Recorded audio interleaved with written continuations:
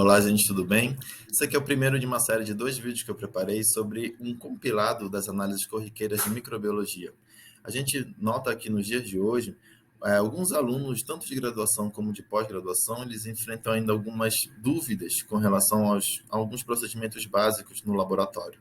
Então, eu resolvi fazer assim um compilado, um bizu mesmo, com todas as técnicas de forma direta, para a gente tentar desmistificar certas coisas. Então, bora falar um pouco de micro? Então, primeiramente, eu vou fazer uma breve apresentação sobre mim, sobre a minha trajetória acadêmica e profissional, citar alguns micro-organismos principais na ciência de alimentos, falar um pouco de meios de cultura, o que são e como prepará-los. Aí um bizu completo com todas as técnicas rotineiras, né, em laboratório, principalmente no Labiotech, que é o laboratório onde eu atuo atualmente. E, por fim, citar as principais espécies identificadas no nosso laboratório.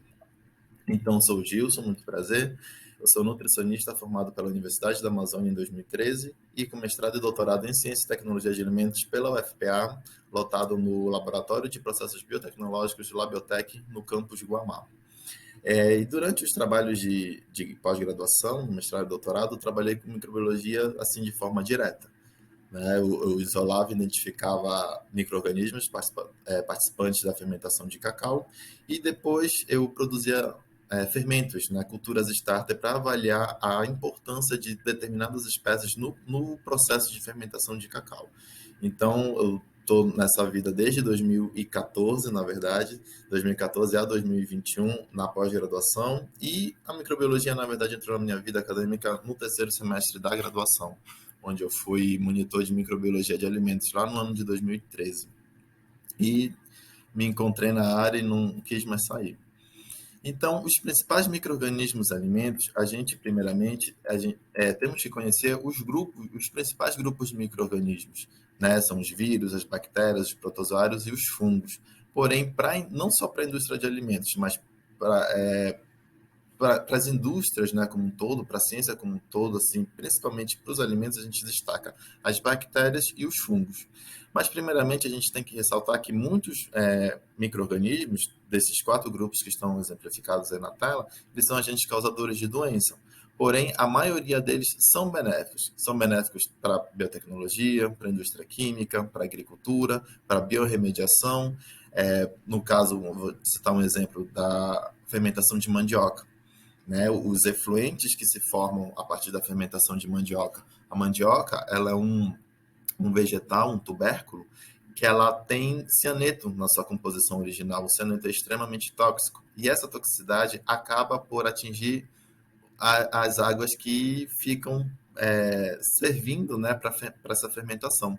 E algumas bactérias, elas são conhecidas hoje em dia na literatura por conseguirem degradar justamente esse cianeto que é liberado durante a fermentação de mandioca. E também eles têm grande importância para a indústria farmacêutica, para a indústria de alimentos, para o setor energético e para o meio ambiente como um todo. Vamos dar ênfase, gente, na verdade, uma pincelada sobre, uma revisada, na verdade, sobre um pouco de teoria. O foco desse vídeo, na verdade, é justamente propor o conhecimento de alguns macetes, vamos dizer assim, algumas técnicas, de desmistificar algumas dúvidas, esclarecer algumas dúvidas, na verdade, que muitos alunos têm.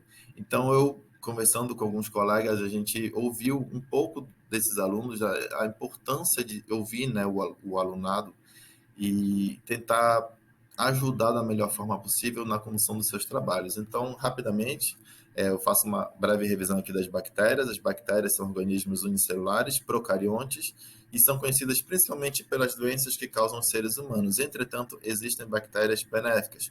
A gente sabe que existem bactérias atuantes na nossa própria microbiota, as nossas bactérias intestinais, né, que fazem um equilíbrio aí da troca eletrolítica no nosso intestino, servindo aí para um equilíbrio do funcionamento do nosso organismo. E, rapidamente, elas são constituídas da seguinte forma: tem as fímbrias, a cápsula que envolve toda a bactéria, a camada externa, que é composta que forma a parede celular, na verdade, a camada de peptidoglicano, membrana plasmática, o DNA, que fica disposto em toda a sua estrutura, né? E algumas possuem um flagelo, que serve basicamente para a mobilidade dessa bactéria.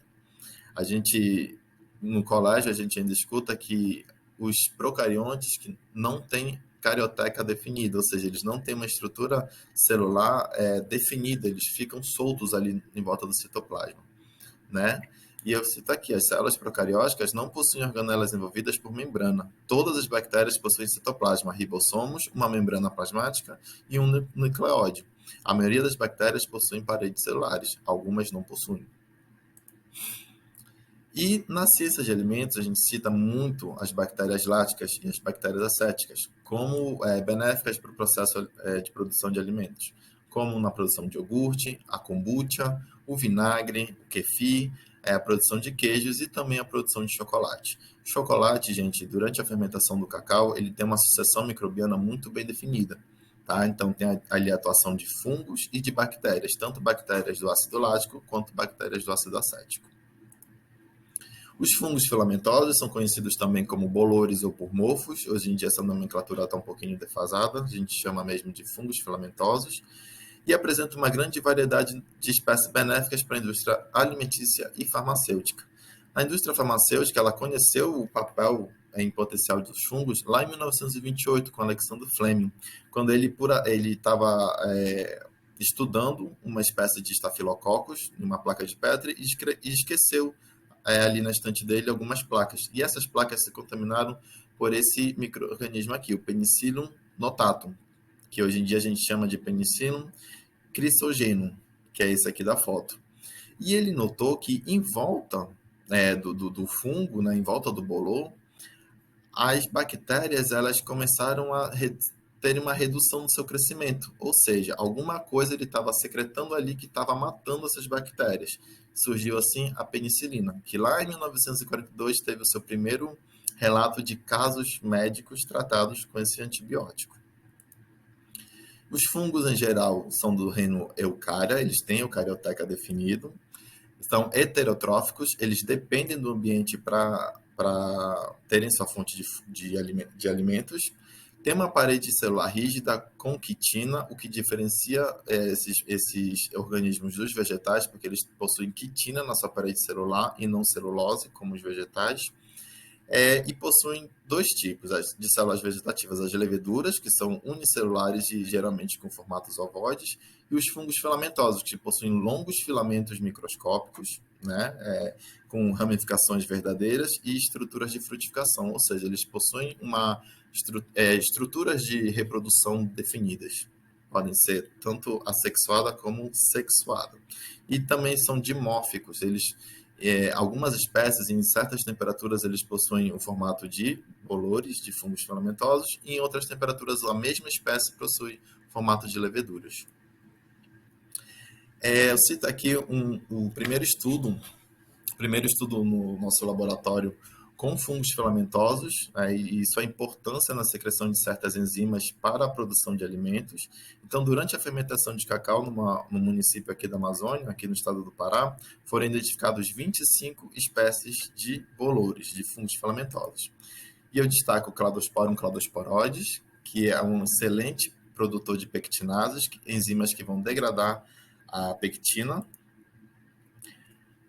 A Phaneroxete australis, que produz altas concentrações de pectinases e estilanases, e também a gente conseguiu identificar aspergillus parasíticos, que é um grande produtor de aflotoxina, que é uma substância extremamente tóxica em certas quantidades.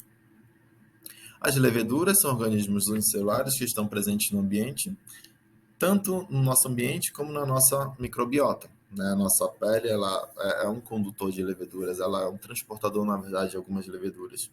E são essenciais em alguns processos na produção de alimentos, como, por exemplo, na fermentação de pães, fermentação de vinho, de cerveja, de chocolate, como disse previamente, e na fermentação de café. E, assim, para a gente conhecer esses micro-organismos, ainda se faz o uso dos meios de cultura, das técnicas tradicionais de microbiologia que a gente aprende lá na nossa graduação. E uma vez uma professora até ela reforçou isso numa aula dela, ela comentou: qual a sua comida favorita?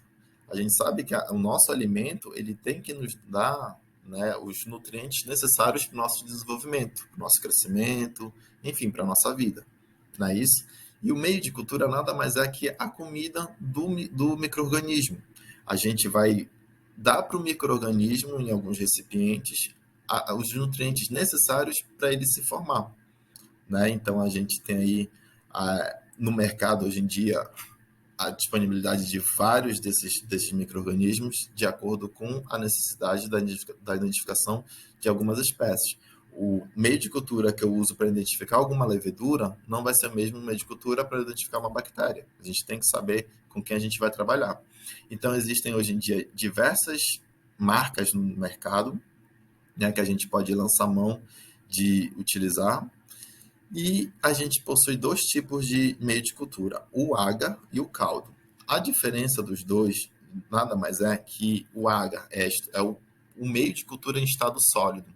Ele é feito com esse polissacarídeo, o agar, que é extraído de algumas algas marinhas, daí o nome agar, e ele serve estritamente para fornecer a estabilidade do meio, a solidez do meio. Ele só vai ter essa função, ele não vai ter função de nutriente para o micro-organismo. E por que eu utilizo o agar sólido? Que é para a gente poder conseguir verificar algumas características, em especial das culturas que a gente quer estudar. E principalmente poder contá-las, a gente fazer uma contagem.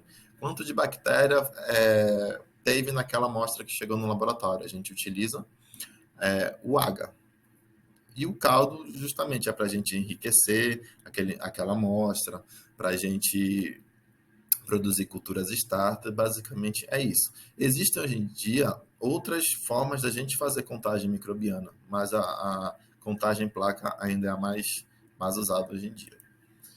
E entre os meios de cultura, a gente destaca os meios de cultura de enriquecimento, que favorecem o crescimento de um micro-organismo específico, não de outros, até níveis detectáveis. Ou seja, eu quero enriquecer aquela amostra para eu estudar determinado micro-organismo. Um exemplo disso é na análise de salmonela, quando a gente usa o caldo Rapaport bacilliaris, ou simplesmente o caldo Rapaport. Aí na foto vocês podem ver à esquerda um tubo de ensaio com o caldo estéreo, sem nenhum crescimento microbiano, e ao lado, no lado direito, um crescimento de Salmonella typhimurium. Esse caldo ele possui na sua composição alguns nutrientes, alguns compostos que inibem o crescimento de outros micro-organismos. Eles só favorecem o crescimento de espécies de salmonela e alguns coliformes. Então, conhecer o meio de cultura ideal para a gente trabalhar é de extrema importância por causa disso. Há os meios de cultura seletivos que impedem o crescimento de micro-organismos indesejados e favorecem os micro-organismos de interesse. Também na análise de salmonela, o H-bismuto sulfito. Vocês notem que eu estou falando muito na análise de salmonela, porque a análise de salmonela é a análise talvez a mais complexa que existe nesse termo de contagem em placa, né, de verificação em placas de Petri. Por quê? Porque salmonela se confunde muito com outros micro-organismos, como E. coli.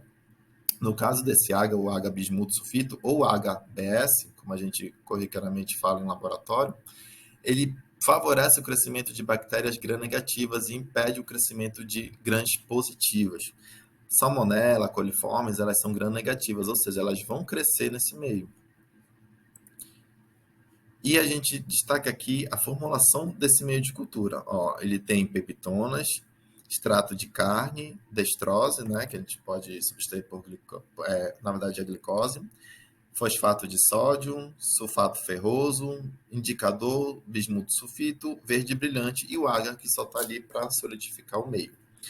Essa reação da coloração negra, essa coloração negra com envolto metálico é típico de salmonela, porque a salmonela consegue reduzir alguns desses compostos, como por exemplo o sulfito a sulfato, e consegue favorecer essa coloração metálica e negra em volta da colônia, favorecendo a identificação de que ali tem alguma salmonela, né, alguma espécie de salmonela. Aos meios de cultura diferenciais, eles evidenciam as colônias de um micro-organismo desejado em relação a outros na mesma placa.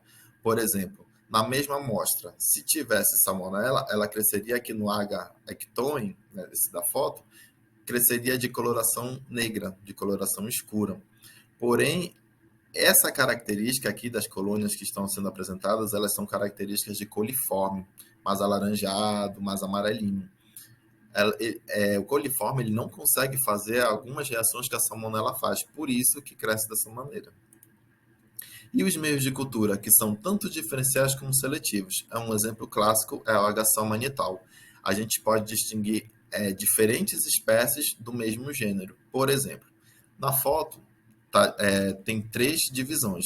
A superior com um meio de cultura que não foi inoculado com nenhuma bactéria. Ao lado direito, Staphylococcus aureus. E ao lado esquerdo, Staphylococcus epidermis.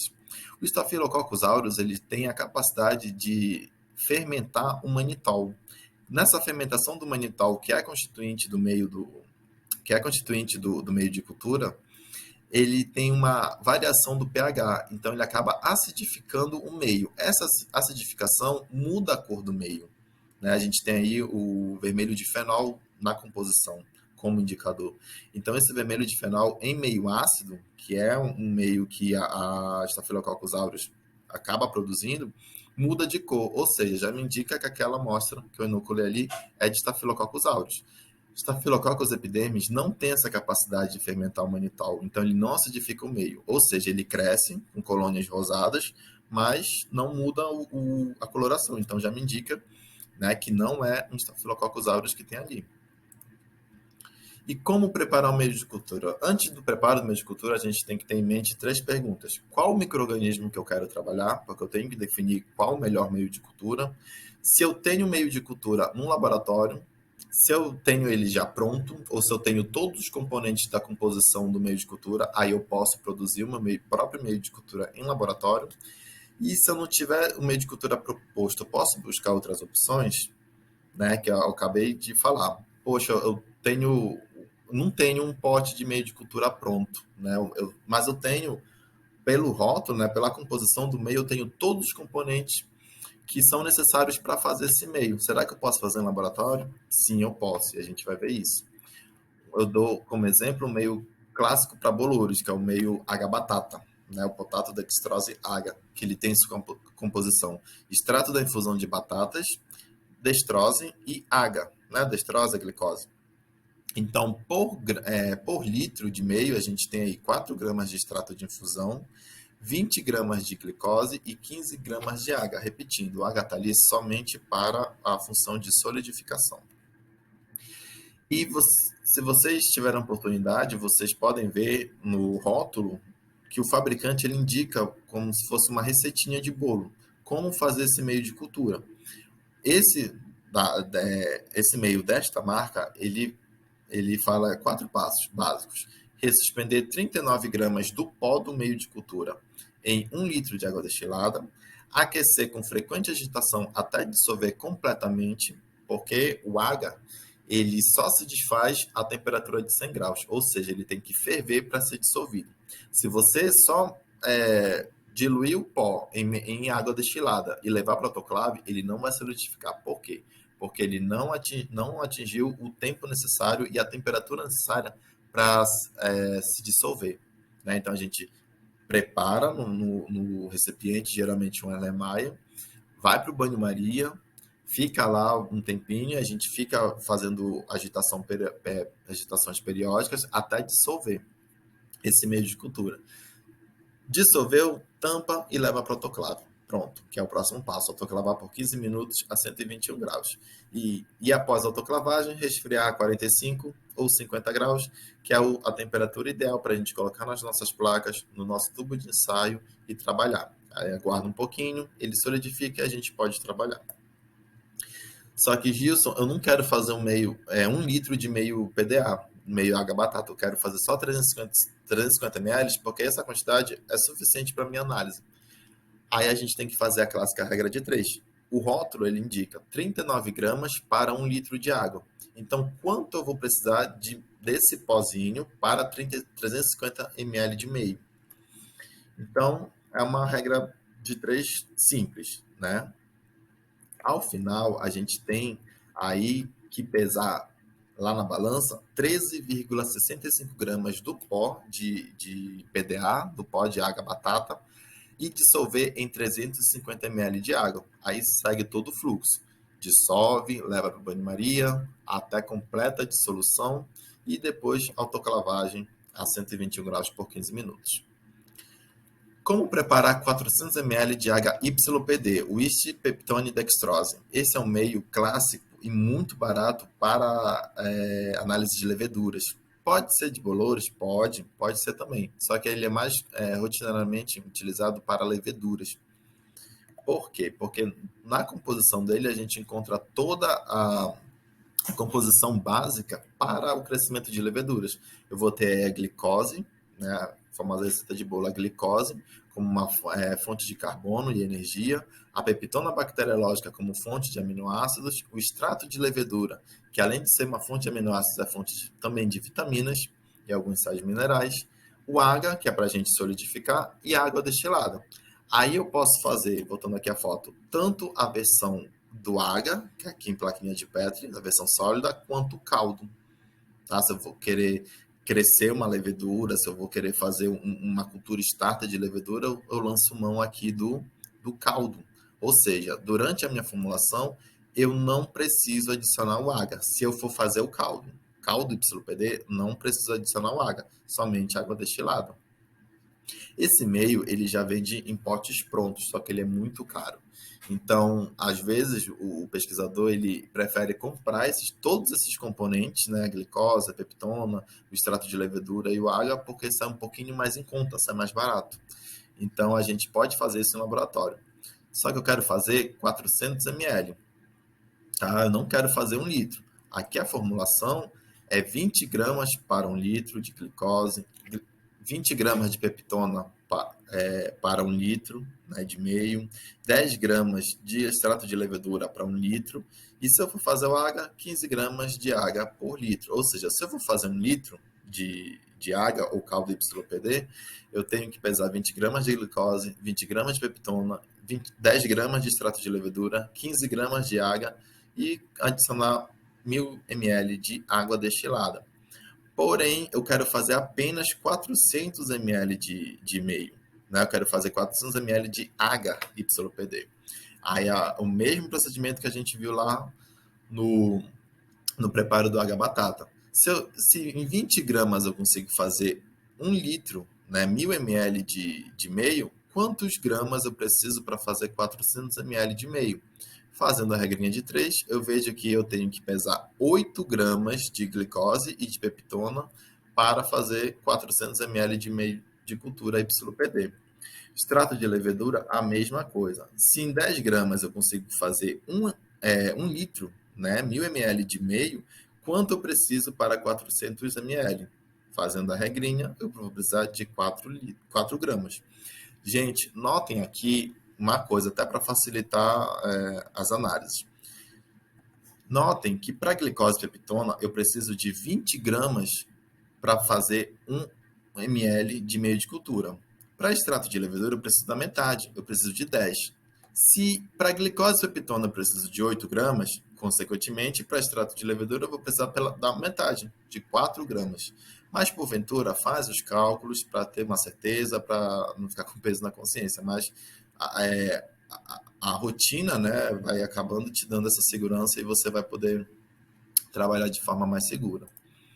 Se eu for fazer o AGA, se em 15 gramas eu faço 1000 ml, quanto eu preciso para solidificar 400 ml de meio?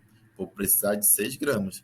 Então, eu vou precisar para 400 ml de HYPD, vou precisar de 8 gramas de glicose e de peptona, 4 gramas de extrato de levedura e 6 gramas de água. E os 400 ml de água destilada. Aí eu dissolvo. Tenho que dissolver isso, gente, porque senão não solidifica. No caso, se for caldo, não precisa ir para o aquecimento. Basta pegar um bastão de vidro, ficar agitando bem e leva para o autoclave. Tá? Se vocês forem ler no rótulo, muitos fabricantes eles pedem para você aquecer, mesmo caldo, eles pedem para você aquecer em banho-maria para completa dissolução. Mas a gente já viu isso, que basta você pegar um bastão de vidro e ficar homogeneizando bem para completa dissolução. O aquecimento, ele ajuda a fundir todos os nutrientes e principalmente a dissolver o água. Se eu não tenho água, eu posso muito bem homogeneizar e levar para minha autoclave e esterilizar. Pronto. Aí essa foto eu coloquei como curiosidade, porque a gente assim, no laboratório, em qualquer laboratório, a gente pode utilizar micro-ondas para agilizar, né, o procedimento de aquecimento e também o procedimento de dissolução do água.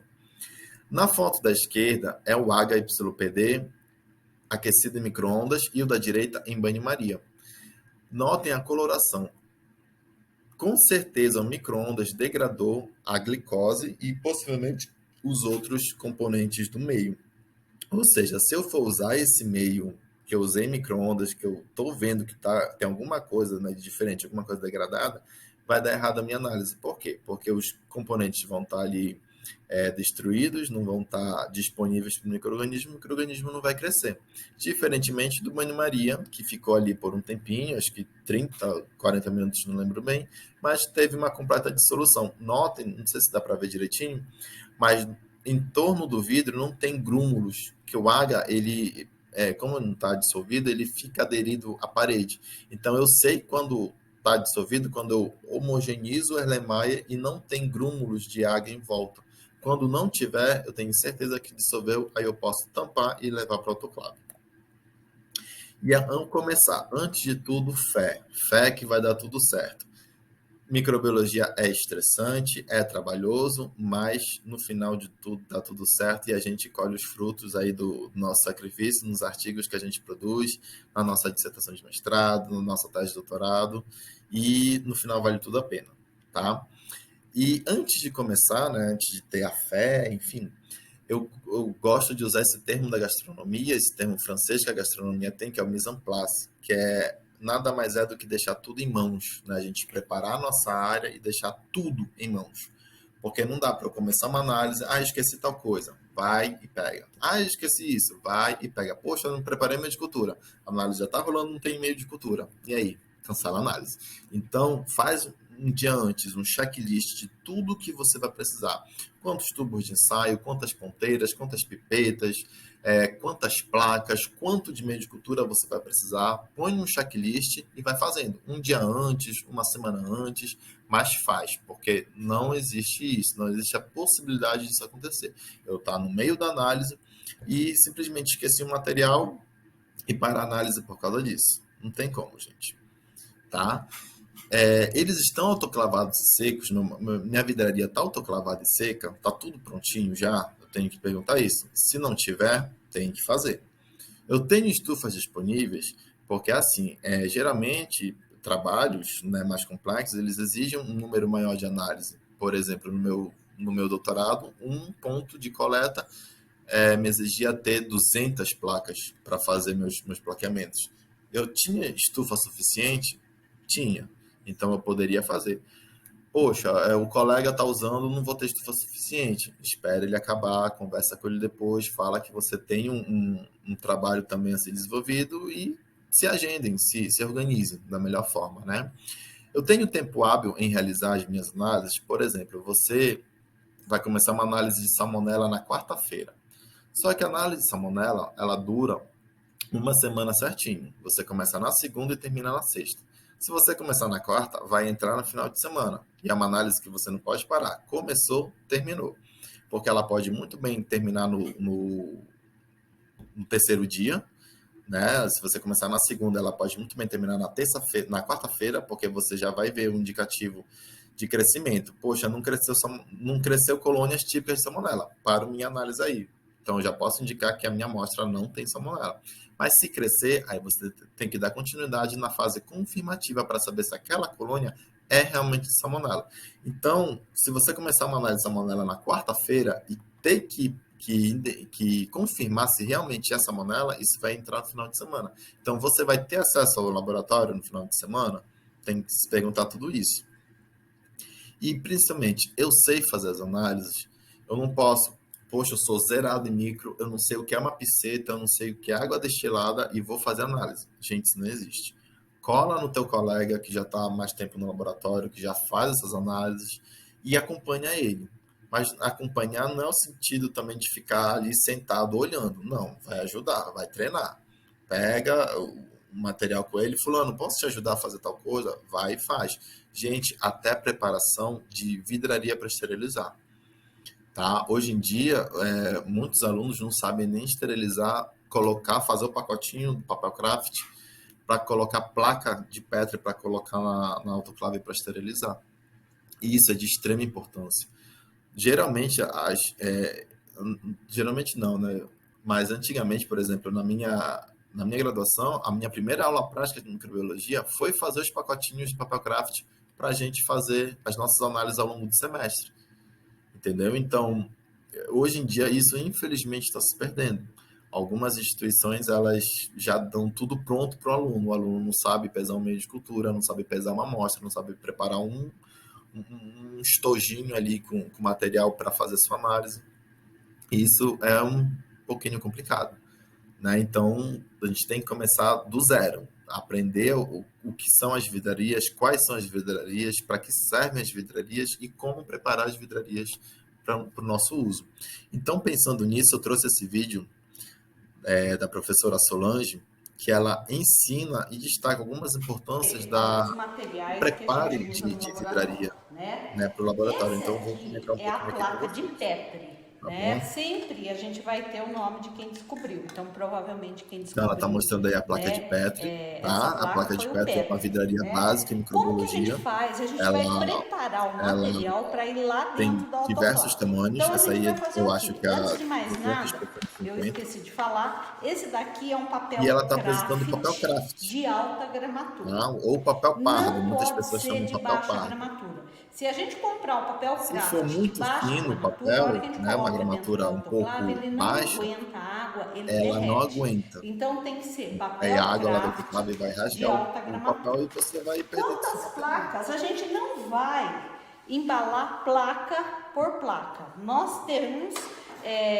existe um protocolo que fala que você pode usar 4 placas, tá? Essas Ó, ela tá daqui, falando pessoal, esse que a material, gente faz eu os tava montinhos de olhando, olha placa, né, quando que foi para autoclavado, esterilizar. dia Então a 5 do gente 3, põe tem um geralmente ano de de 3 a 4 autoclavagem, placas né? no Então máximo isso daqui a gente no vai ter que pacotinho, autoclavar de novo, faz o pacote, põe no tá? Eu autoclave e queria só fazer uma observação aqui. Olha o quanto que o aí aluno ela destaca o gastou quanto que o de aluno gastou de material. fita para Não fechar teria necessidade disso dentro de uma o pacote. empresa, A é gente um pode usar, prejuízo gente, muito grande. fita Ele deu crepe, fita de autoclave voltas própria para gastando autoclave, que ela material. indica Então eu deixei isso daqui para mostrar para a vocês, autoclave né? Eu terminou, vou ela fica embalar, toda de olha aqui coloração. outra Ou placa, ó, essa barbante, aqui foi você faz 18 do o 2, né? pacotinho, Esse daqui do gastou barbante. um pedaço só, tá? Então, olha, o desperdício mesmo na quantidade de papel. Tá certo que esse papel é reciclado, viu, gente? A gente pode A gente pode abrir usar, e usar o mesmo papel. secar, Então, né, como que a depois gente do faz? uso e usar de novo. 4 Nem mostrou 4 placas, vezes a perna já. né? Coloca Então, ela aqui, tá fazendo pacotinho, gente, ó. certo? Não há Vem, nada de surreal junta as nisso. pontas. Nesse Ó, caso aqui não eu fui econômica até demais, né? Aproveitei um papel, coloca aqui, né? Que nem igual um aqueles pacotinho de embrulhos, presente. né? E a gente vai colocar a fita crepe, tá? Então, sempre tem 2 aqui, né? Nesse caso aqui, o professor Tiago tá gravando, né? Aqui nós estamos em 2, né? Um é Foi o feito produtor, o na escola câmera e técnica, acho que outro no é Paraná. artista aqui, né? Durante a pandemia, a gente Gente, estava no lockdown. O a fita lockdown estava crepe lá tá tão na velha que cidade, não tem cola, né?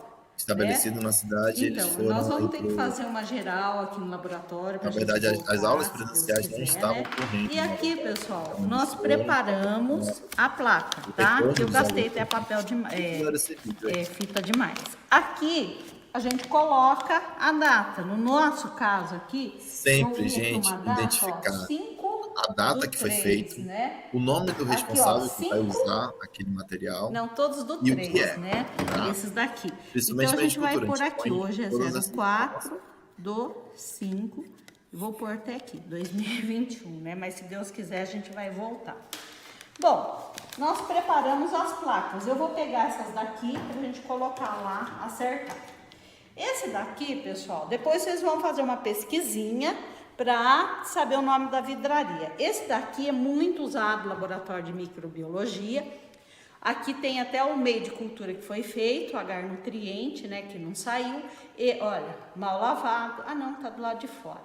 Esse daqui a gente chama de balão de fundo chato, né? Esse daqui é muito usado para a gente fazer os meios de cultura. É ele que a gente vai colocar o meio de cultura, né, na placa lá que a gente vai emplacar depois, tá? Essa placa aqui é a mesma daquela lá, só que essa daqui é plástica. Isso daqui é muito usado para evitar gastos com mão de obra para lavar, que vocês vão ver que dá muito trabalho. É a placa descartável estéreo, gente. Né, isso Você daqui compra tem que ela ser já pronta para o autoclavado, uso. tem que Põe meio de ter cultura, usou, descontaminou, uma joga fora. vasilha própria para a gente pôr, lavar, não para ser precisa descartado secar, no meio usou, ambiente. jogou fora. Mas daí vai ser lá na frente. Além do tá? balão de fundo chato, Então, a gente como é usa que a gente também faz para embalar e aquelas o balão? garrafas que o laboratório É tiver, simples, né? Aquelas Vamos ver garrafas se de esse tampa azul, papelzinho aqui dá. Esse não vai pode ser dar. usado Então, nós vamos tranquilamente. cortar. Então, ó, o papel craft vem no rolo, a gente vem, corta um pedaço, né? E quando a gente vai, né? Olha, tá trincado isso daqui, né? A gente vem e coloca uma... Opa, rasgou isso daqui, né? Não vai dar. Ela rasgou, né? Rasgou um pouquinho do papel, a gente pode reforçar o papel, dobrando ele. Vai usar esse material. Pra gente não usar aquele material, pessoal, a gente vai usar um elastiquinho. Não sei como é que tá a situação do elástico aqui, né? Então, o que nós vamos fazer aqui? Ó, pode amarrar ou com aqueles elásticos isso amarelo, daqui, né, vai evitar que a gente vai esterilizar o material que tenha contaminação. A desvantagem de usar esse elástico é porque na autoclave o Becker é a ele mesma não vai coisa. Olha aqui o derreter, porém Becker você não vai poder esterilizado, reutilizar. né? A gente faz uma tampinha, Você não vai poder reutilizar porque ele vai estar tão fraquinho por causa do calor cima, que você tá? vai amarrar e ele vai romper. Então, O tubo de ensaio, a gente pode fazer assim, certo? De tubo de Depois vocês ensaio. vão ver. Nós temos também, que eu gosto muito, o tubo de ensaio já com a tampinha, tá? Que depois eu vou mostrar para vocês como é que a gente faz, né? E eu vou mostrar para vocês, na indústria, né? Que não é o nosso caso, existe o suave, que é um cotonete que a gente faz o esfregaço, certo? No nosso caso, nós estamos dentro de uma escola. Então, a gente usa palito de churrasco, né? A gente pega, né? Não sei se vocês viram, mas as manicures de antigamente fazia isso. Puxa com o algodão, né? E a gente faz um cotonete, certo? Aqui é um cotonete que a gente vai fazer as análises através do esfregaço, né? Então é isso aqui, gente, ó. Eu vou fazer outro para vocês verem. Se o laboratório tiver disponível, esse suave ele já vem pronto, né, em embalagens individuais. Né? Mas você pode produzir o seu próprio suave. Fiz muito isso. Certo? Muito. Isso aqui tem um nome, chama-se suave, tá? Como é que eu preparo o suave para análise, né? Nós temos uma estante, eu vou mostrar aqui para vocês. Pessoal, o professor Tiago tirou foto, né, da água destilada. Então, a gente faz o quê? Quando a gente vai preparar para a gente fazer um esfregaço, para fazer uma análise, a gente põe um pouco de água destilada, certo? No de ensaio, certo? Pegamos um pouco de algodão para não ter perigo de vazar, tá? Fazemos uma rolha, colocamos o suave dentro com a rolha, certo? E aí a gente vai tampar. Né? No caso aqui ficou com pouca água, mas eu poderia pôr até um pouquinho mais de água, mas não tem problema, tá? Então o que eu vou fazer? Coloco Muitas aqui, marcas vendem aqui, já esse mesmo aqui, suave e a gente vai um tubinho de ensaio com algum líquido, algum meio de cultura dentro, porém é meio caro. derretendo. Por exemplo, um pacote com 100, e aqui 100 a gente tubinhos vai desses custa deixar o R$900. material.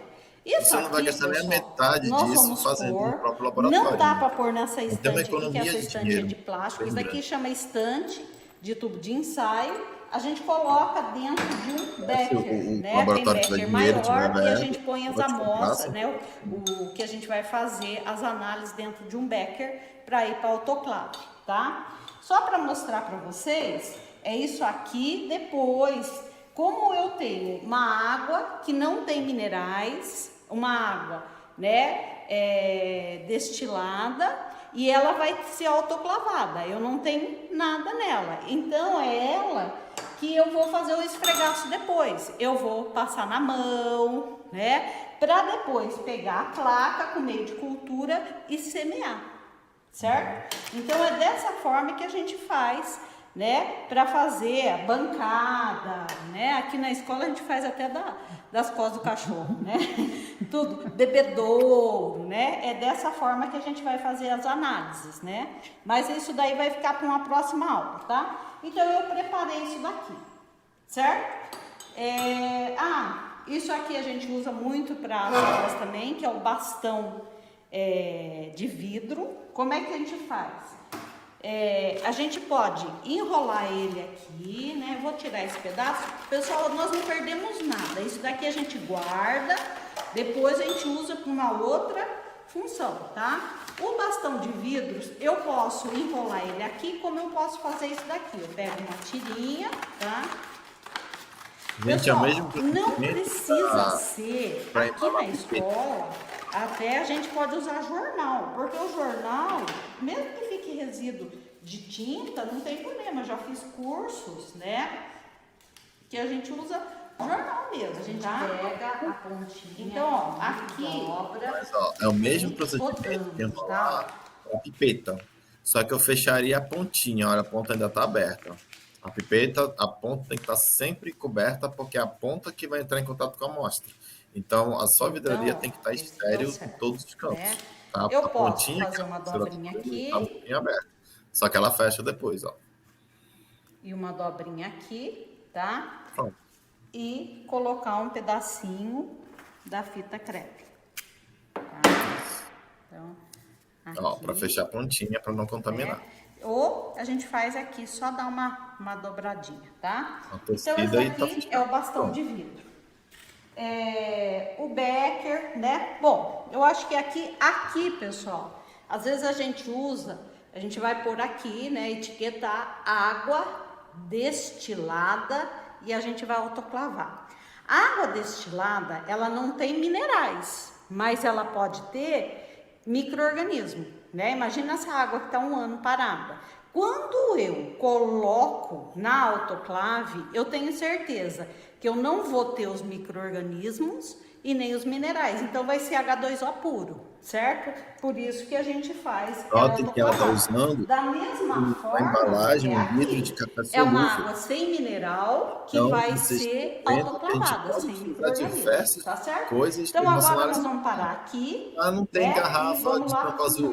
Poxa, mas tem aí o vidro de café solúvel. Então a gente pode usar. Tá? Eu já usei muito vidro de azeitona. Pega o vidro de azeitona, lava bem no laboratório, descontamina e usa. Põe o material lá dentro, faz a tampinha de papel craft que ela falou, usa. Pode ser usado garrafa de suco, daqueles sucos concentrados que a gente compra, né? Suco de caju, suco de goiaba. Usa, consome ali o conteúdo, consome o suco e utiliza a garrafa. Pode usar sem problema algum, gente. Tudo é aproveitado.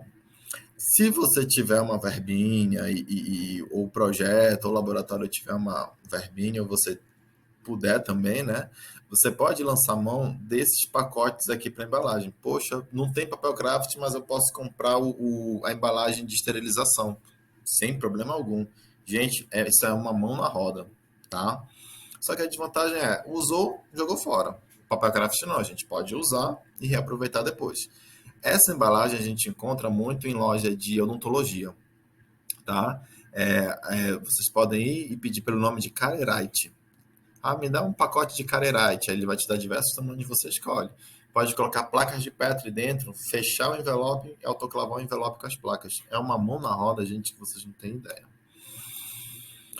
A parte 4, vamos começar aí alguns vídeos de análise. Assim como eu fiz no vídeo da professora, eu consegui resgatar alguns vídeos da minha pós-graduação, lá do ano de 2017, quando eu estava entrando no doutorado.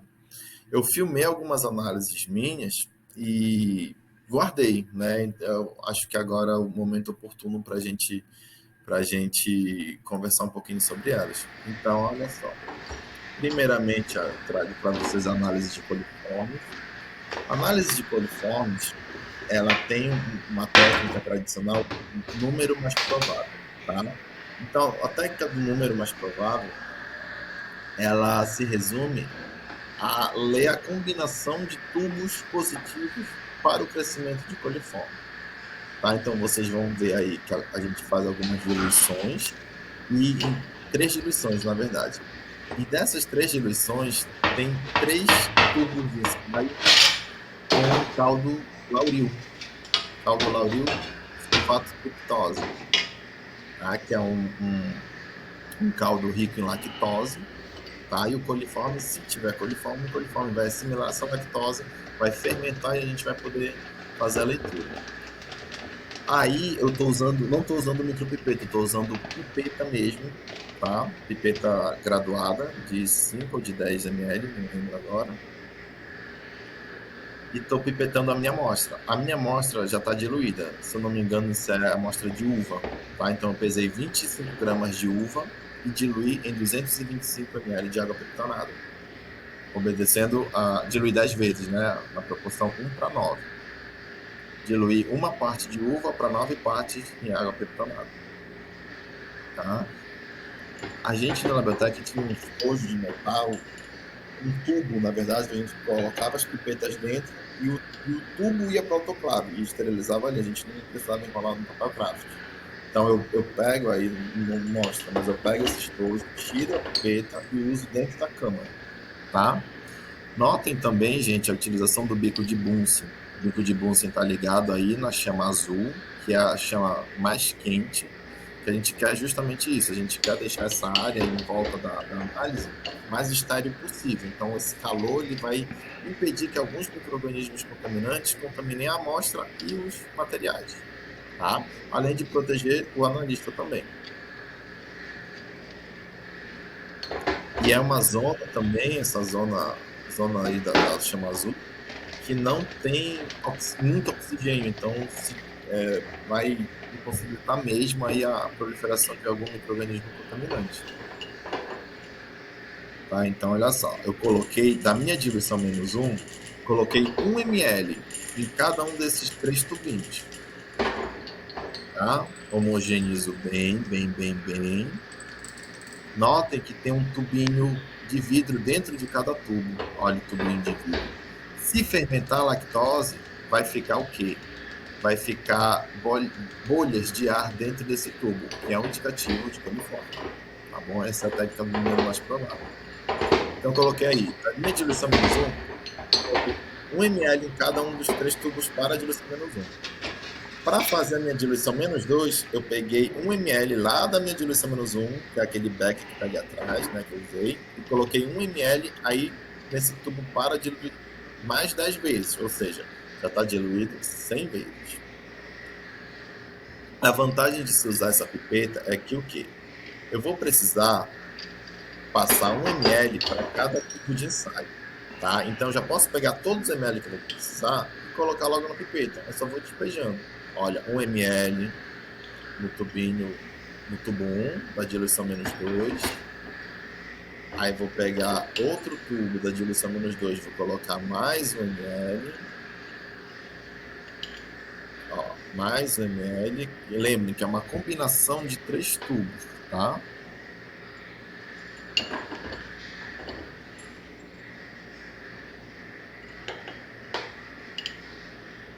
Aí esse é o terceiro tubo. Mais 1 ml. Sai uma bolinha de ar ali. E vou diluir 1 ml da minha diluição -2, vou diluir em outro tubo com água peptonada. Esses tubinhos aí, da de -2 e da -3, tem 9 ml de água peptonada. Eu estou colocando 1 ml da minha diluição -2. Ou seja, estou diluindo mais 10 vezes. Tá? Aí eu já vou estar diluindo 1000 vezes. Homogeneizo bem, já tenho que usar -2, mas homogeneizo bem assim, que eu tenho um certo toque.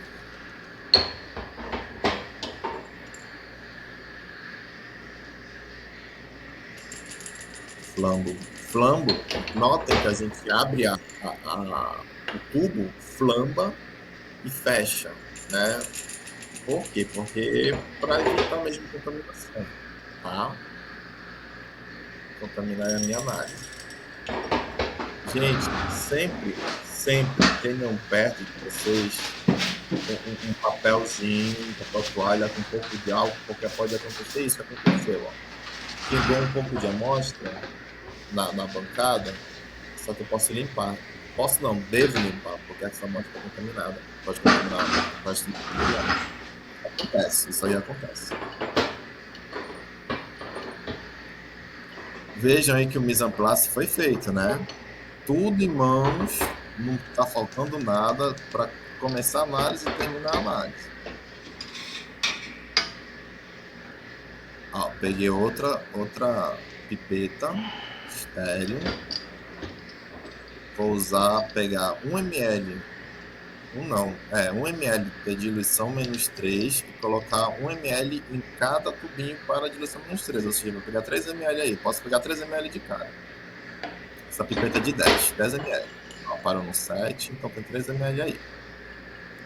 1 ml no tubinho.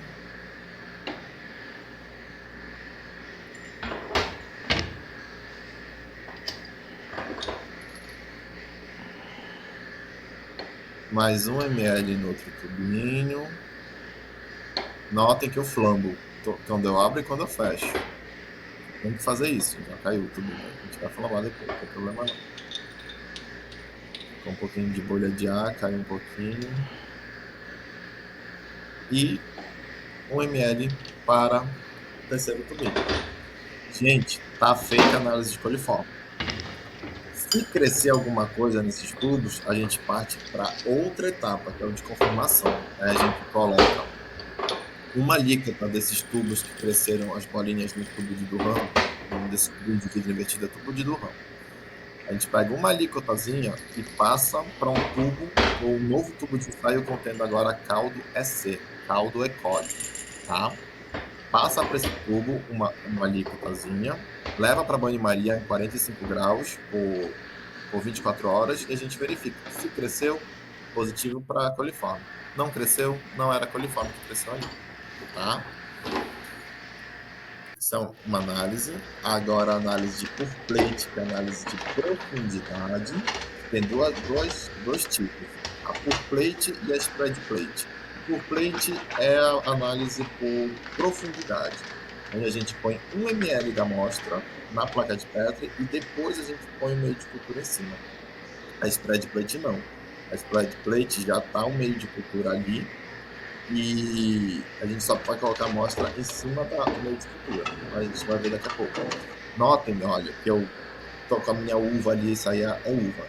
Uva com água peptonada, 25 gramas de uva para 225 ml de água peptonada, tá?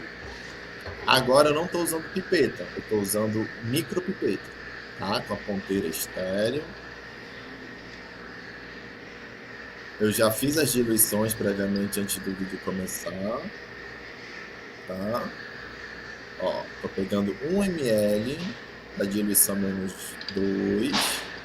Esse tubinho tem tampa, facilita um pouco.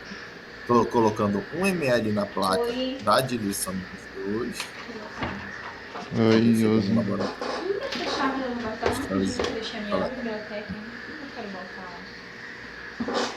Deixa eu estar na biblioteca. Notem, gente, que as identificações estão feitas na tampa. A gente identifica na tampa. Por que não no fundo e não no lado? Porque no lado a gente pode se confundir. No fundo, se crescer colônia, a gente não tem como contar.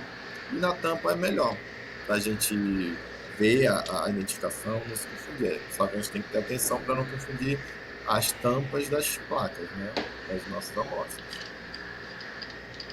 Ó, aí eu peguei 1 ml para colocar na placa -3. Isso aí foi análise de uva, a gente estava fazendo vinho, a gente estava caracterizando a matéria-prima. E agora, esse meio é o meio skim milk para bactéria lática, tá? Não tinha MRS, a gente usou skim milk. Olha, eu coloco a quantidade suficiente, gente, para cobrir o fundo. Cobrir o fundo, põe mais um pouquinho, tá? Não precisa encher a placa, também não pode colocar pouco, porque senão o milk strike aí perde a amostra, a parte de análise. O protocolo oficial fala para a gente tampar a placa, colocar a placa na mesa e fazer movimento de 8. Só que isso, além de demorar muito, é perigoso porque pode vazar o meio.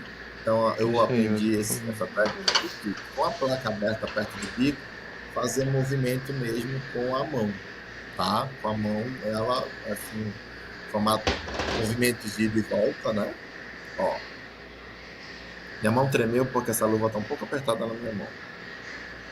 Ó, movimento de vai e volta para quê? Para espalhar toda a amostra no meio de cultura, para as colônias, se tiverem, não crescerem juntas, unidas, para elas crescerem espalhadas para a gente contar no final.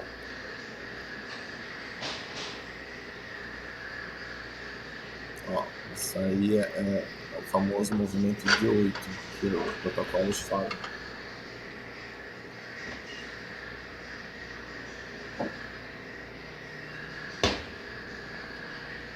Ah, Gilson, como eu sei a quantidade certa de meio de cultura que eu tenho que fazer para a análise? Essa plaquinha aí, a placa acho que de 150 por 200. Geralmente a gente faz um cálculo. Para cada placa dessa, a gente põe 30 ml de meio, tá? 30 ml de meio. Ou seja, se eu vou usar 30 placas, 30 ml por placa, vai dar 900 ml. A gente faz um pouquinho a mais, porque se sobrar, né? Se faltar, na verdade, a gente tem uma sobrinha de vai para a gente fazer a análise. Ah, vou precisar de 900 ml, faz 950, não tem problema não. Então tá aí feita a análise de por plate, tá? Que é a análise de profundidade. Eu vou colocar 1 ml na placa vazia, adicionar um meio de cultura em cima e fazer os meus movimentos. Esse que eu não fiz movimento é a placa pro branco. O que é o branco? O branco é uma placa com meio de cultura, sem amostra, que a gente confirma que aquele meio estava estéril. Né? A gente verifica se o meio realmente estava livre de contaminação. Eu esqueci de falar que em alguns meses a gente pode lançar mão de suplementos para aquele meio. Por exemplo, é um suplemento gema de ovo com telurito que a gente utiliza no meio para Staphylococcus aureus, Bird Park. O Staphylococcus aureus ele assimila a lecitina e a outras proteínas da gema do ovo. Então a gente coloca esse suplemento de gema de ovo com telurito, ele assimila também o telurito. E se tiver Staphylococcus ali, ele vai crescer, porque ele vai estar assimilando o suplemento e o meio de cultura em si. Se não tiver, a gente não vai poder identificar com precisão que é Staphylococcus aureus. Eu vou mostrar isso numa foto mais adiante, tá? E também a gente pode colocar alguns inibidores. Por exemplo, eu quero trabalhar com bactéria, só que eu sei que a minha amostra ela é rica em bactéria e em levedura. Levedura não interessa para mim, interessa de bactérias. Eu não quero que cresça levedura, então vou colocar o quê? Um antifúngico. Geralmente a gente põe o antifúngico nistatina ou ciclohexamida. Nistatina a gente compra na farmácia, um frasquinho que custa 5, 6 reais, põe nas placas ou no próprio meio e utiliza. Né? Aquele antifúngico vai inibir o crescimento de levedura e de bolores, tá? De fungos filamentosos, vai deixar só as bactérias crescerem.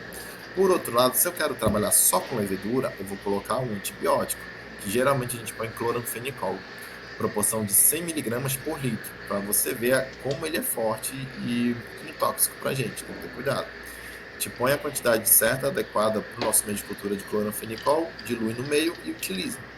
Aí eu vou estar inibindo que as bactérias. Não vai crescer bactéria, só vai crescer levedura ou fungos filamentosos, se tiver. Tá bom? Então a gente lança a mão desses ingredientes, que é para a gente ter maior precisão na análise. Tá bom? E agora a de spread plate. Gente, spread plate é basicamente um espalhamento em superfície, tá bom? O agar já está na placa de Petri, a gente já vai colocar a amostra em cima do meio e espalhar, tá? Com a nossa de Drigauski. Aí essa é uma análise de levedura ainda nas uvas. Olha como eu coloquei 0 ml. 0 ml bem no centro da placa, tá? Peguei a alça de Drigauski, coloquei um pouquinho no álcool, tô flambando. Aí a alça para evaporar o álcool e matar as contaminações, né? Esfrio bem essa alça porque ela vai vir muito quente. Se eu passar em cima da amostra, vai destruir a amostra, né? Aí a gente esfria no cantinho onde não tem amostra, no cantinho da placa, e a gente espalha por toda a placa. Gente, prestem atenção como está sendo feito, tá? Esse espalhamento ele deve ser feito em toda a superfície da placa, tá bom? Porque eu estou garantindo que o quê? Que a amostra está sendo bem espalhada e que o micro-organismo vai crescer de forma que dê para a gente contar as colônias. Se eu fizer só movimentos simples de vai, vem, aquela amostra vai ficar toda concentrada num canto e as colônias vão crescer todas unidas, eu não vou poder contar, né? Então a gente espalha bem. Uma professora falava que quanto mais eu vi a gente ouvia o tique-tique-tique-tique, né, da alça batendo na borda da placa, melhor, porque eu estou garantindo que está sendo bem espalhado. Então aí eu estou fazendo em duplicata, essa é a minha diluição -1, tá? Estou diluindo a minha amostra em água pectonada, coloco bem no meio da placa, olha só, bem no meio da placa, flambo a alça,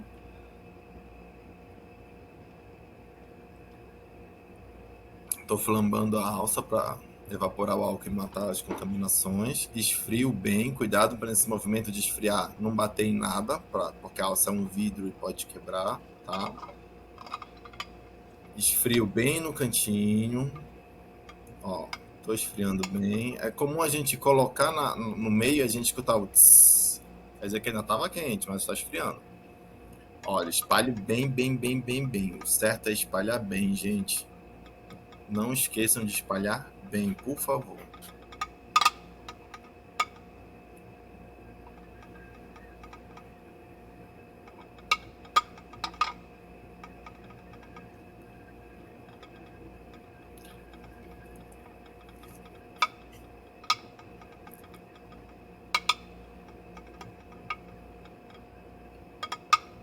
Essa alça ela tem vários formatos, mas o mais comum são esse, né, que é o formato circular e o formato triangular. São os dois formatos mais usados em laboratórios. Gente, olha só. Como eu fiz lá no plate, vou fazer no spread plate, vou fazer as minhas diluições, tá bom? Peguei 1 ml aí da minha diluição -1, que é a amostra mais... não, ainda estou fazendo a diluição, ou a inoculação. Essa análise foi feita em triplicata. Isso, análise foi feita em triplicata. São 3 placas para cada diluição. Essa é a terceira placa da diluição -1. Esse vídeo é de 2017, eu estava fazendo caracterização da matéria-prima para fazer vinho.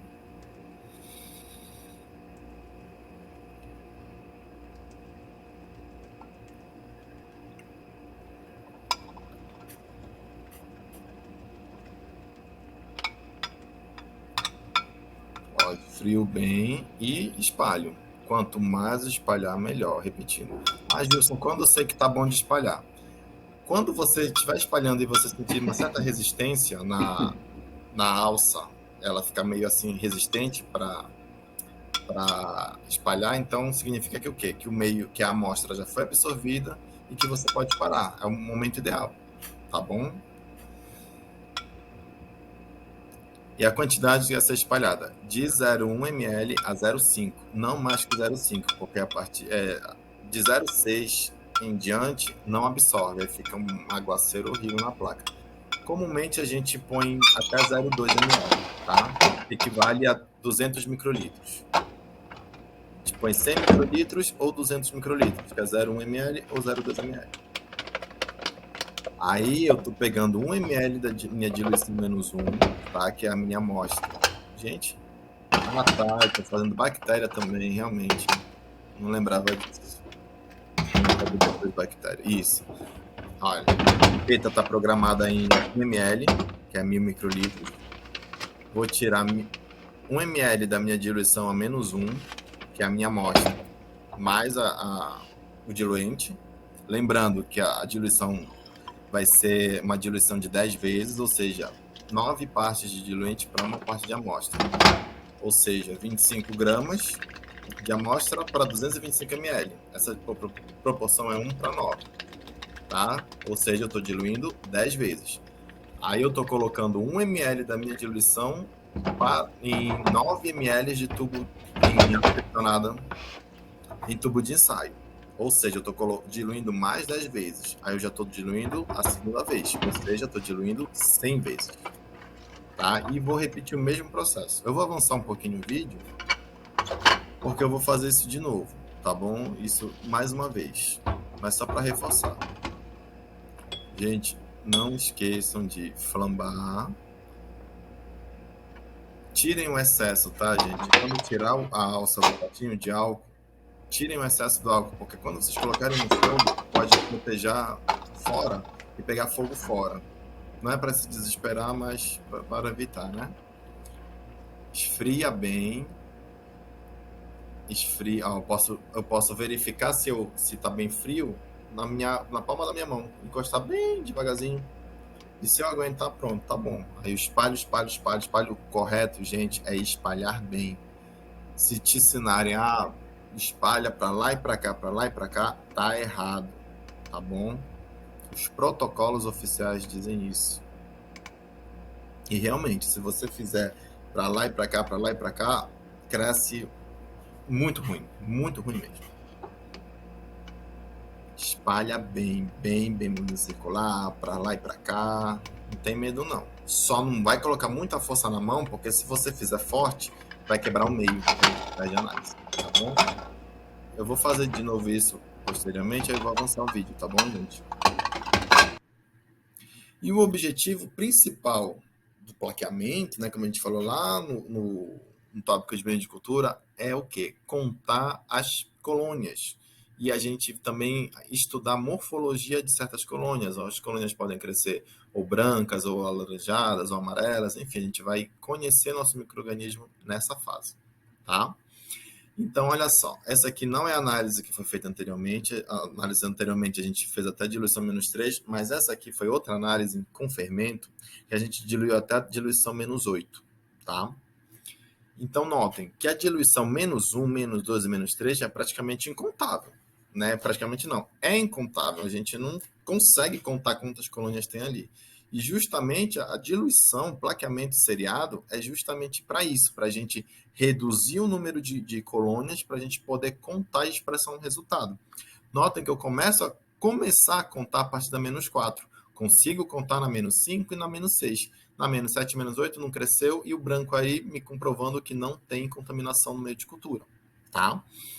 E a gente seleciona placas de acordo com o tipo de micro-organismo. Por exemplo, bactérias. A gente seleciona placas que tem na sua contagem para expressar o resultado.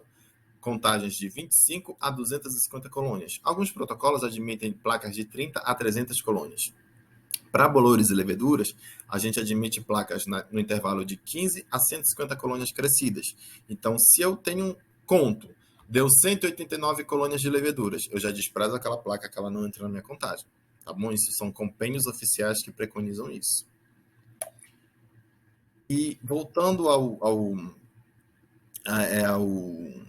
exemplo do Staphylococcus aureus e também dos tipos de micro-organismos, né, dos diferenciais, dos seletivos, a gente tem aí o meio Bird Parker. O meio Bird Parker é um dos meios de cultura para o crescimento de Staphylococcus aureus. Porém, o Bird Parker ele necessita de um suplemento, que é a gema de ovo com telurito.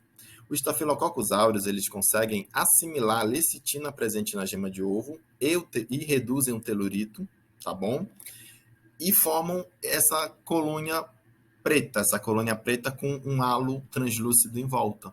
Isso significa que o quê? É indicativo de Staphylococcus aureus. Eu vou saber como, se é ou não, confirmando. Vou pegar uma colônia dessa e fazer testes confirmativos posteriormente, que é o teste de catalase e o teste de coagulação. Tá? A gente põe uma colônia dessa em caldo BHI, com plasma de coelho, ele assimila o plasma de coelho e vai coagulando. Isso me indica e me confirma que é um Staphylococcus aureus. Também a gente afere, né, a gente indica pelo tipo de colônia que cresceu. A gente chama para Staphylococcus aureus de colônias típicas, que são colônias negras, com centro ou não cinza, mas com um halo translúcido em volta. Olha que bonito. E colônias atípicas, né, de Staphylococcus aureus, colônias sem esse halo em volta. Colônias negras ou cinzas, mas sem um halo. Quer dizer que são colônias atípicas, ou seja, não são Staphylococcus aureus. Ok? E olha só a importância do espalhamento bem feito. O espalhamento bem feito me garante o quê? A separação das colônias, como a gente viu anteriormente. Olha só como essas estão bem separadas e me favorecendo a visualização e identificação prévia da colônia, né, do tipo de micro-organismo. Então é importante a gente saber espalhar, tá? E com relação à incubação. Incubação varia de acordo com o micro-organismo. Bactérias mesófilas fica a 35 graus por 48 horas. Coliformes, 35 graus também por 48 horas. E isso vai sendo estabelecido de acordo com o seu protocolo. Leveduras, geralmente 48 horas a 30 graus, ou 28 graus, ou 35. Isso vai dependendo do seu protocolo e dos seus objetivos, tá bom? Mas lembrem sempre, placas de Petri sempre são incubadas de cabeça para baixo, que a gente chama de forma invertida, com a tampa para baixo e a base para cima. Por quê? Se eu incubar numa temperatura de 30, 35 graus, a condensação pode ser formada. A água presente no agar, né, presente no meio de cultura, pode evaporar e favorecer a condensação na tampa. E essa condensação atrapalha na contagem. Entendeu? Pode estragar toda a tua contagem. Então, a gente inverte a placa, incuba ela de cabeça para baixo, para quê? Para essa condensação não interferir no crescimento microbiano e você não perder sua placa. Tanto é que isso é preconizado e estabelecido oficialmente nos compêndios, tá bom? Então, se você ouvir, põe de qualquer jeito, põe com a tampa para cima, tá errado, tá bom? Façam certo. Por mais que muitas pessoas estejam fazendo o errado sempre vai ser errado. Façam certo, façam o que é preconizado, tá bom? E respeitem também o tempo de incubação e a temperatura de cada grupo de micro-organismos, gente. Expressão dos resultados. Na inoculação por plate, que é por profundidade, a gente põe 1 ml de amostra. Né? A gente põe 1 ml de amostra na placa vazia, acrescenta o meio de cultura, homogeneiza, o meio solidifica, a gente incuba com a placa invertida e após o tempo de incubação a gente conta as colônias. Tá? A gente, claro, vai selecionar as placas daquela faixa que eu mencionei, de 25 a 250 colônias, mas como exemplo eu vou pegar essa aqui. Essa aqui, da diluição menos 5, me apresentou 178 colônias. Como eu vou expressar esse resultado em unidade formadora de colônia? É uma fórmula que já está preconizada, né? Número de colônias sobre a diluição que ela foi adquirida, tá? Então, no caso, 178 colônias sobre 10 elevado a menos 5. Por regra matemática, eu subo a potência negativa de forma positiva, multiplicando, fica 1,78 vezes 10 a sétima UFC por grama ou ml. No caso do exemplo, a gente fez análise em uva, ou seja, o resultado fica 1,78, 10 a sétima UFC por grama de amostra, tá bom? No caso da spread plate, que é a análise por superfície, eu não posso colocar 1 ml, mas a legislação ela me preconiza uma expressão em resultado por 1 ml. Né? Então, eu tenho que transformar aquela minha quantidade que eu inoculei na técnica spread plate em 1 ml. Tenho que converter. Vou converter como? Aplicando o fator de diluição. Eu sigo os procedimentos normais, né? 97, que é o número de colônias nesse exemplo, sobre a diluição. Essa diluição negativa sobe positiva, só que eu aplico o fator de diluição. Ali no exemplo eu coloquei 100 microlitros, ou seja, 0,1 ml. Para eu transformar ele para 1 ml, eu tenho que multiplicar por quanto? Por 10, né? Então, 0,1 vezes 10 é igual a 1 ml. Então, eu aplico o fator de diluição, 10. Tá? Fazendo a multiplicação, eu tenho o resultado de 9,7, 10 elevado a 7 unidade formadora por grama ou ml de amostra. Seguindo, isso aqui é uma prática de coloração de lâminas. Minhas colônias já cresceram, já estão crescidas e a gente vai corar, tá bom? Vou pegar uma lâmina limpa de vidro, colocar 1 ou 2 gotinhas de água destilada, pode ser estéreo, pode ser não estéreo. A gente pode usar a alça de platina, porém, se você tiver no laboratório, tiver como adquirir, essas alças descartáveis são muito viáveis em tê-las, tá? Não precisa flambar, parece que eu flambei a alça, mas eu não flambei. Tem alguém conversando comigo aí, algum colega chegou. Vou pegar uma colônia e homogeneizar nas minhas gotinhas de água destilada. Nas minhas gotinhas de água destilada, estou homogeneizando bem.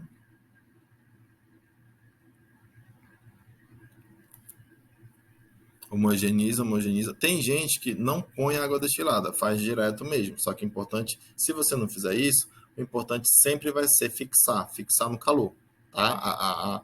O micro-organismo vai se aderir à placa, à lâmina, e não vai sair daí mais, tá? Então eu corto a chama, né? Aqueço.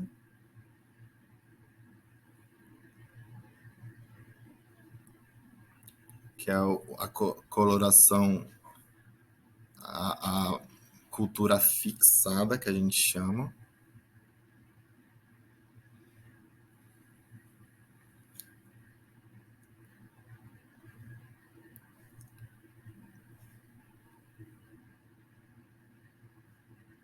Espero secar. Acho que a Rafaela, colega minha que estava conversando comigo esse vídeo faz um bom tempo já. Espero secar bem, porque vocês vão ver que eu vou fazer uma lavagem. Se eu lavar e ela estiver solta da lâmina, ela vai embora, né? Então não vou poder usar. Agora eu venho com o corante azul de metileno, que é próprio para fungos em geral. Ele cora bem, ele adere bem às paredes do fungo. No caso aí o fungo é a levedura. Essa daí, se eu não me engano, é Saccharomyces cerevisiae, que a gente isolou e identificou. Deixo uns 30 segundinhos para corar bem e passo uma água destilada até tirar todo o excesso. Notem que já corou. Olha, ela aderiu à colônia, né, à cultura. Tiro com água destilada. Se eu estiver na pia fazendo, posso ir lá na pia, abrir a torneira bem levezinha, água corrente mesmo, e tirar. Esse vídeo é um pouquinho grande, eu vou adiantar um pouquinho, tá? Eu seco bem, faço o mesmo procedimento para secar bem esse excesso de água, que não pode ficar água, né? Tem que secar. Ou eu deixo o ambiente, vai demorar mais, ou eu faço isso, eu corto na chama. Não tem problema, tá? Feito isso, a gente põe uma lamínula e leva para o microscópio. E avalia como tá aquela colônia, como tá, né, o formato, se é mesmo Saccharomyces, a gente vê o formato, a morfologia, né, da cultura.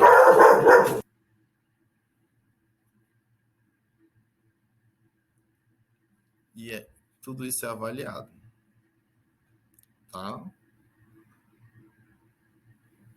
Ó, coloca a lamínula em cima. Aí a gente prende com algum adesivozinho ou com o próprio óleo de imersão. E tá pronto para levar no microscópio, tá? E a etapa de isolamento. Essa garrafinha aí contém uma cultura crescida de Staphylococcus aureus, um caldo TSB, na verdade, caldo TSB. Com a alça descartável, fui lá na cultura, né, no caldo crescido, fiz um esgotamento excessivo, esfreguei bem, fazendo listras toda a placa para isolar bem. É esse o objetivo do isolamento, a gente deixar a cultura isolada para a gente trabalhar com ela posteriormente. E olha como cresceu aqui na placa. O primeiro esgotamento, né, que ela vem carregada, então a gente esgota bem, que é para ir diminuindo a carga microbiana na ponta da alça.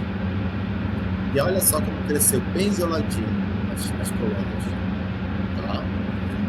Lembrem que o Staphylococcus aureus ele tem uma certa particularidade em alguns meios. Ele cresce perfeito, daquela forma que a gente viu anteriormente, o H desde Parker com suplemento de gema de ouro com telurito. Aqui eu não tenho gema de ouro com telurito, eu só tenho o HTSA, tá? E olha, ele cresceu, mas não cresceu com aquela formosura, né? Aquela beleza toda que ele cresce, mas eu sei que está pela Staphylococcus aureus. Já cresceu, eu posso utilizar em outros estudos. E aqui é uma cultura com Candida albicans, uma levedura patogênica, tá?